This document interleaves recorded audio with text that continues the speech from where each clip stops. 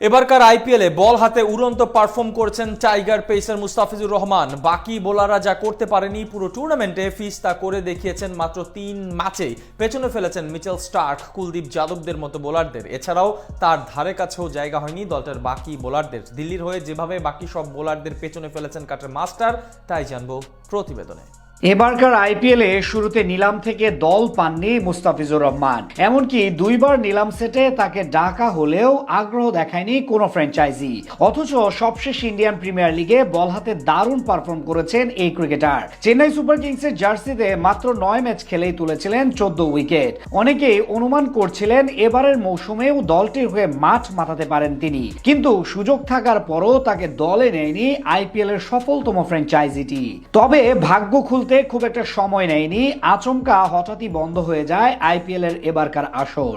তবে 2 দিন পর আবারও মাঠে গড়ায় টুর্নামেন্টটি, কিন্তু ততক্ষণে বাড়ির পথ ধরেছে অধিকাংশ বিদেশি ক্রিকেটার। তবে পুনরায় শুরু হওয়া আসরটিতে আবার যোগ দিতে চায় না অনেকেই, বিশেষ করে অস্ট্রেলিয়ান ক্রিকেটাররা ফিরতে ঘোর আপত্তি দেখিয়েছেন। শেষ পর্যন্ত দিল্লিতে আর ফেরেনি মিচেল স্টার্ক আর ফ্রেজার ম্যাকগার্ক। বিশেষ করে স্টার্কের শূন্যতা পূরণ কোনোভাবেই সম্ভব ছিল না দলটির জন্য, যে কারণে মাত্র 3 ম্যাচের জন্য 6 কোটি রুপিতে মুস্তাফিজকে দলে ভেড়ায় দিল্লি ক্যাপিটালস। দলে যোগ দেওয়ার পর দলটির মধ্যমণিতে পরিণত হন টাইগার পেসার। বল হাতে দারুণ পারফর্ম করতে থাকেন শুরুর ম্যাচ থেকেই। প্রথম ম্যাচে উইকেটের দেখা না পেলেও বল হাতে দলে ছিলেন দলের সবচেয়ে কিপ্টে বোলার। তবে দ্বিতীয় ম্যাচে এসে উইকেটের দেখা পান তিনি। মুম্বাইয়ের বিপক্ষে নিজের প্রথম ওভারেই তুলে নেন রোহিত শর্মার উইকেট। প্রথম 2 ম্যাচের পারফরমেন্সকে ছাড়িয়ে যান নিজের তৃতীয় ম্যাচে পাঞ্জাব কিংসের বিপক্ষে।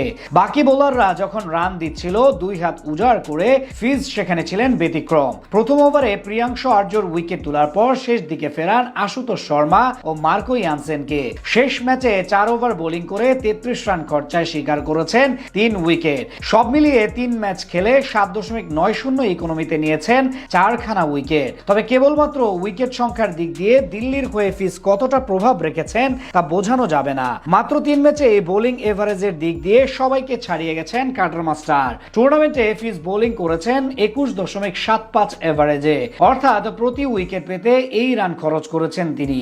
বিপরীতে 2 নম্বরে থাকা কুলদীপ যাদবের প্রতিটি উইকেটের জন্য খরচ করতে হয়েছে 26 রান। অন্যদিকে অস্ট্রেলিয়ান পেসার মিচেল স্টার্কের লেগেছে প্রায় 28 রান। কেবলমাত্র বোলিং এভারেজ নয়, বোলিং স্ট্রাইক রেটেও দলটির হয়ে সেরার তালিকায় জায়গা হয়েছে ফিজের, যেখানে তার উপরে রয়েছে কেবলমাত্র মিচেল স্টার্ক। তবে দুইজনের মধ্যকার ব্যবধানটা খুব বেশি নয়, অর্থাৎ স্টার্কের যেখানে প্রতি উইকেটের জন্য করতে হয়েছে 15.42 বল, সেখানে 16.50 বলের ব্যবধানে উইকেটের দেখা পেয়েছেন টাইগার পেসার। অন্যদিকে ইকোনমির দিক দিয়ে মুস্তাফিজের ধারে কাছেও নেই অস্ট্রেলিয়ান পেসার। আইপিএলে এবারের আসরে 11 ম্যাচ খেলে 10.16 ইকোনমিতে বোলিং করেছেন স্টার্ক, বিপরীতে ফিজের ইকোনমি 7.91। তবে দলটির হয়ে সেরা ইকোনমি কুলদীপ যাদবের।